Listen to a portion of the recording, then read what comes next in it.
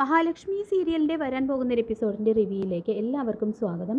അങ്ങനെ തോമസ് ഡോക്ടറുടെ പുതിയ മരുന്നുകൂട്ടുകൾ ഉപയോഗിച്ചുള്ള ചികിത്സ കണ്ണനിൽ അതിശയകരമായിട്ടുള്ള മാറ്റം ഉണ്ടാക്കുന്നുണ്ട്. കണ്ണൻ്റെ ഇടതുകാലിൻ്റെ വിരലിനും ചലനശേഷി തിരിച്ചു കിട്ടുന്നു. തുടർന്ന് എല്ലാത്തിനും നന്ദി പറഞ്ഞുകൊണ്ട് മഹാലക്ഷ്മി നിറഞ്ഞ കണ്ണുകളോടെ വൈദ്യനെ നോക്കി കൈകൂപ്പുമ്പോൾ കണ്ണൻ്റെ ഈ ചികിത്സ വിജയകരമായതിൻ്റെ 95% ക്രെഡിറ്റും മഹാലക്ഷ്മിക്ക് ഉള്ളതാണെന്നും ബാക്കി 5% മാത്രമേ എനിക്ക് അവകാശം പറയാനുള്ളൂ. കർക്കിടക മാസം ആയതുകൊണ്ട് തന്നെ ആത്മാക്കൾക്ക് ബലം കിട്ടുന്ന മാസമാണ്.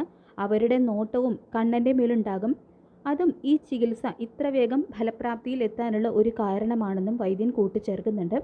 പിന്നീട് മാനസ മേഘനെ വിളിച്ചിട്ട് അത്യാവശ്യമായിട്ട് കാണണമെന്ന് പറയുമ്പോൾ ഇടയ്ക്കിടെ ഇങ്ങനെ വിളിച്ചു കഴിഞ്ഞാൽ എനിക്ക് വരാനൊന്നും കഴിയില്ല, എനിക്കിപ്പോൾ ഒരു ഭാര്യയുണ്ട് എന്നെല്ലാം മേഘം പറഞ്ഞ് ഒഴിഞ്ഞു മാറാൻ ശ്രമിക്കുന്നുണ്ടെങ്കിലും നിങ്ങൾ വന്നില്ലെങ്കിൽ ഞാൻ മോനെയും കൂട്ടി നിങ്ങളുടെ വീട്ടിലേക്ക് കയറി വരും എന്ന മാനസയുടെ ഭീഷണിക്ക് മുന്നിൽ ചെല്ലാമെന്ന് സമ്മതിക്കുന്നുണ്ട് കേട്ടോ മേഘൻ.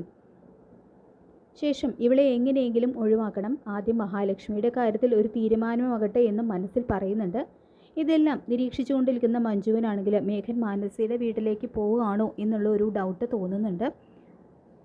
ശേഷം വല്ല പെണ്ണുങ്ങളെയും കാണാനാണോ പോകുന്നത് എന്ന് മഞ്ജു എടുത്തെടുത്ത് ചോദിക്കുമ്പോൾ ഞാൻ ആ ടൈപ്പൊന്നുമല്ല, ആ ഫോട്ടോയുടെ കാര്യം നീ ഇതുവരെ വിട്ടില്ലേ, അതിൻ്റെ പിന്നിൽ കണ്ണൻ തന്നെ ആയിരിക്കും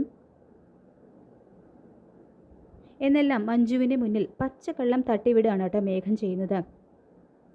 തുടർന്ന് ആ സാഗറിനെ എങ്ങാനും നീ ഇപ്പോൾ കാണാറുണ്ടോ, അവൻ മഹാപിഴയാണെന്നെല്ലാം മേഘം പറയുമ്പോൾ ഞാൻ അന്നത്തെ ആ സംഭവത്തിന് ശേഷം അയാളെ കണ്ടിട്ടേയില്ല എന്ന് പറയുന്നുണ്ട് കേട്ടോ മഞ്ജു.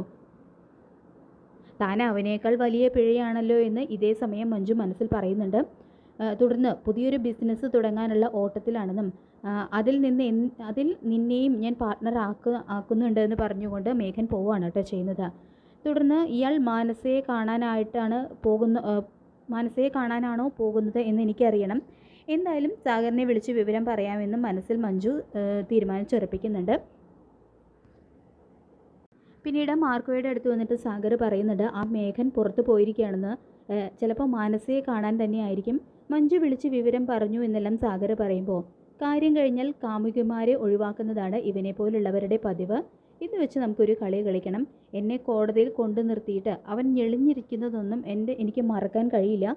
അതിന് അവനോട് എനിക്ക് കണക്ക് തീർക്കണം എന്നെല്ലാം പറഞ്ഞുകൊണ്ട് തൻ്റെ മനസ്സിലുള്ള പ്ലാൻ എന്താണെന്ന് സാഗറിനെ അറിയിക്കുന്നുണ്ട് കേട്ടോ മാർക്കോ.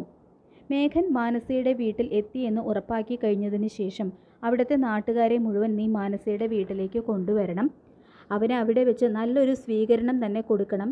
അവനും പെണ്ണ് കേസിൽ നാറണം. എന്നോട് അവൻ ചെയ്തതെല്ലാം ഞാൻ മറന്നു എന്നാണ് അവൻ കരുതിയിട്ടുള്ളത്. ആ സമയത്ത് തന്നെ വേണം പുറകിൽ നിന്നും ഇങ്ങനെ ഒരു തിരിച്ചടി കൊടുക്കാൻ. അതുമാത്രമല്ല മഹാലക്ഷ്മിയെയും ഈ രീതിയിലല്ലേ അവൻ നിന്നെ വെച്ച് ഇല്ലാക്കഥകൾ പറഞ്ഞുണ്ടാക്കിയത്.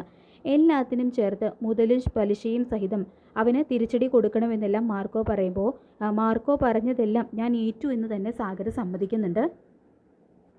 പിന്നീട് കാണിക്കുന്നത് മാനസയുടെ വീട്ടിലെത്തുകയാണ് കേട്ടോ മേഘൻ. എടീ മാനസേ, നീ എന്തിനാ എന്നെ വിളിപ്പിച്ചത്? എന്നെ ഇപ്പോഴും ഇങ്ങനെ വിളിക്കരുതെന്ന് ഞാൻ പറഞ്ഞിട്ടുള്ളതല്ലേ എന്ന് മേഘൻ പറയുമ്പോൾ എനിക്ക് നിങ്ങളെ കാണണമെന്ന് തോന്നി, അതുകൊണ്ടാണ് വിളിപ്പിച്ചത്. പിന്നെ മോൻ്റെ സ്കൂൾ അഡ്മിഷന് വേണ്ടിയിട്ട് നിങ്ങൾ എൻ്റെ കൂടെ വരണമെന്ന് പറയുമ്പോൾ അത് ഞാൻ അന്നേ നിന്നോട് പറഞ്ഞതല്ലേ. രക്ഷിതാവിൻ്റെ കോളത്തിൽ ഡിവോഴ്സ് എന്ന് കൊടുത്താൽ മതി എന്നെല്ലാം അവരിങ്ങനെ സംസാരിച്ചുകൊണ്ട് നിൽക്കുകയാണ് കേട്ടോ. ഇതേ സമയം തന്നെ ഇറക്കി വിടടി അവനെ എന്ന് പറഞ്ഞുകൊണ്ട് നാട്ടുകാരിൽ ചിലർ മാനസയുടെ വീട്ടിൽ വന്ന് ബഹളം ഉണ്ടാക്കുന്നുണ്ട്. ഇത് കേട്ട് ഭയപ്പെടുന്നുണ്ട് കേട്ടോ മേഘനും മാനസയും. തുടർന്ന് മേഘൻ പതുക്കെ സ്റ്റെയർ കേസ് ഇറങ്ങി വന്നിട്ട് ജനലിലൂടെ നോക്കുമ്പോൾ നാട്ടുകാരൊക്കെ അവിടെ തടിച്ചുകൂടി നിൽക്കുന്നതാണ് കേട്ടോ കാണുന്നത്. അങ്ങനെ മാർക്കോ പറഞ്ഞതെല്ലാം സാഗർ അക്ഷരം പ്രതി അനുസരിക്കുകയാണ്. അപ്പോൾ സാഗറാണ് കേട്ടോ നാട്ടുകാരെയൊക്കെ ഇളക്കി വെട്ടിയിട്ട് മാനസയുടെ വീട്ടിൽ കൊണ്ടുവന്ന് എത്തിച്ചിരിക്കുന്നത്. തുടർന്ന് മേഘൻ മാനസയോടായിട്ട് പറയുന്നുണ്ട് നീ ചെന്ന് വാതിൽ തുറക്കുക, ഞാനിവിടെ ഒളിച്ചിരിക്കാം, നീ എന്തെങ്കിലും പറഞ്ഞ് അവരെ പറഞ്ഞു വിടാൻ നോക്കുമെന്ന് പറഞ്ഞുകൊണ്ട് മാനസയെ അവരുടെ അടുത്തേക്ക് പറഞ്ഞു വിടുകയാണ് മേഘൻ. അങ്ങനെ മാനസ ചെന്ന് വാതിൽ തുറക്കുകയാണ്. എന്നിട്ട് എന്താ നിങ്ങൾക്ക് വേണ്ടത്? ഞാനും എൻ്റെ മോനും മാത്രമേ ഇവിടെ താമസിക്കുന്നുള്ളൂ, അനാവശ്യമായിട്ട് ഇവിടെ വന്ന് ഇങ്ങനെ പ്രശ്നം ഉണ്ടാക്കരുതെന്നെല്ലാം മാനസ പറയുമ്പോൾ നീ ഒരുത്തനെ അകത്ത് കയറ്റി ഒളിപ്പിച്ചിട്ടുണ്ട് എന്ന് ഞങ്ങൾക്കറിയാം, അവനെ ഇറക്കി വിട്ടില്ലെങ്കിൽ ഞങ്ങൾ ഇടിച്ചു കയറി അകത്തേക്ക് വരുമെന്നെല്ലാം മാനസയോടായിട്ട് അവരിങ്ങനെ പറയുന്നുണ്ട് കേട്ടോ. അപ്പോൾ ഇത് കേൾക്കുന്ന മേഘൻ കാര്യങ്ങൾ അത്ര പന്തിയല്ല, അവർ വന്നു കഴിഞ്ഞാൽ ആകെ പ്രശ്നമാവുമെന്ന് മനസ്സിലാക്കി മേഘൻ പതുക്കെ അകത്തു നിന്നും ഇറങ്ങി വരികയാണ്. എന്നിട്ട് നിങ്ങളൊക്കെ ആരാ, എന്തിനാ ഇങ്ങനെ പ്രശ്നം ഉണ്ടാക്കാൻ നോക്കുന്നത്? എൻ്റെ ഭാര്യയെയും കുട്ടിയെയും കാണാനാണ് ഞാൻ വന്നത് എന്നെല്ലാം മേഘൻ പറയുമ്പോൾ ഇതേ സമയം മേഘനെ അക്ഷരാർത്ഥത്തിൽ ഞെട്ടിച്ചുകൊണ്ട് ഒരു കത്തിയുമായിട്ട് അവിടേക്ക് വരുന്നുണ്ട് കേട്ടോ നമ്മുടെ മാർക്കോയെ കാണുന്നതും ഞെട്ടി വിറയ്ക്കുന്നുണ്ട് മേഘൻ. തുടർന്ന് ഇതിൻ്റെ പിന്നിൽ കളിച്ചത് നീയായിരുന്നു അല്ലേ, നിനക്ക് കിട്ടിയതൊന്നും പോരാ അല്ലേ എന്നെല്ലാം മേഘൻ ചോദിക്കുമ്പോൾ അയ്യോ സാറ് എന്തൊക്കെയായി പറയുന്നത്, സാറ് വേണ്ടാതാനും കാണിച്ചിട്ട് ഇപ്പോൾ കുറ്റം മുഴുവൻ എനിക്കായോ എന്ന് ചോദിക്കുന്നുണ്ട് മാർക്കോ.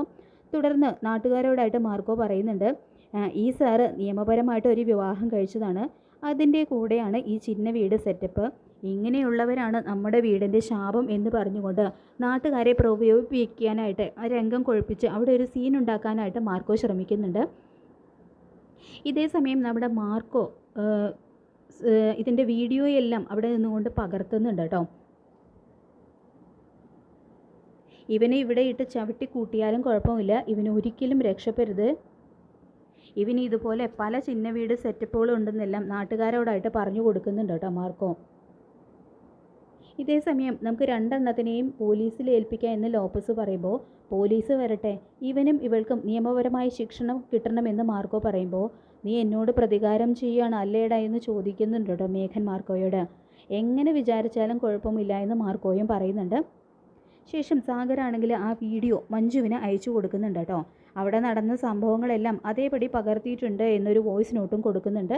അപ്പോൾ അത് കണ്ട് ഷോക്കാവാണ് കേട്ടോ മഞ്ജു.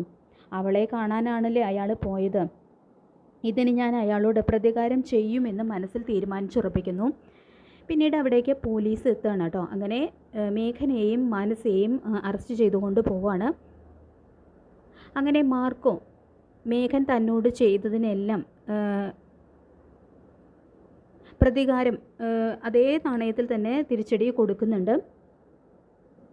അങ്ങനെ പോലീസ് സ്റ്റേഷനിൽ എത്തിയതിനു ശേഷം ഇത് കേസാക്കരുതെന്നും എൻ്റെ മോൻ്റെയും എൻ്റെയും ഭാവിയെ കരുതി എന്നെ വെറുതെ വിടണമെന്നെല്ലാം മാനസ കരഞ്ഞു പറയുമ്പോൾ മാർക്കോയ്ക്കും മാനസയോട് ഒരു സെൻറ്റിമെൻറ്റ്സ് തോന്നുന്നുണ്ട്. കാരണം അവർക്കിതിൽ യാതൊരു പങ്കുമില്ലല്ലോ, അവരെയും മേഘൻ പെടുത്തിയതാണല്ലോ. അപ്പോൾ യഥാർത്ഥ കുറ്റക്കാരൻ എന്ന് പറയുന്നത് മേഘൻ തന്നെയാണ്. അപ്പോൾ മാനസയ്ക്ക് ഒരു കുഴപ്പവും സംഭവിക്കരുത് എന്ന് തന്നെ മാർക്കോയ്ക്ക് തോന്നുന്നുണ്ട്.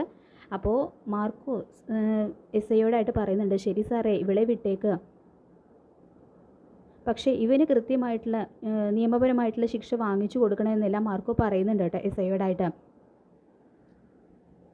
ഇതേ സമയം തന്നെ മേഘനെക്കുറിച്ചുള്ള വാർത്ത സോഷ്യൽ മീഡിയയിലടക്കം വരുന്നുണ്ട് കേട്ടോ. അപ്പോൾ മാർക്കോയ്ക്കും അത് തന്നെ മതിയായിരുന്നു, അയാളെ എങ്ങനെയെങ്കിലും നാട്ടുകാരുടെയും സമൂഹത്തിന് മുന്നിലും നാണം കെടുത്തുക എന്നുള്ളൊരു ലക്ഷ്യം മാത്രമായിരുന്നു മാർക്കോയ്ക്ക് ഉണ്ടായിരുന്നത്.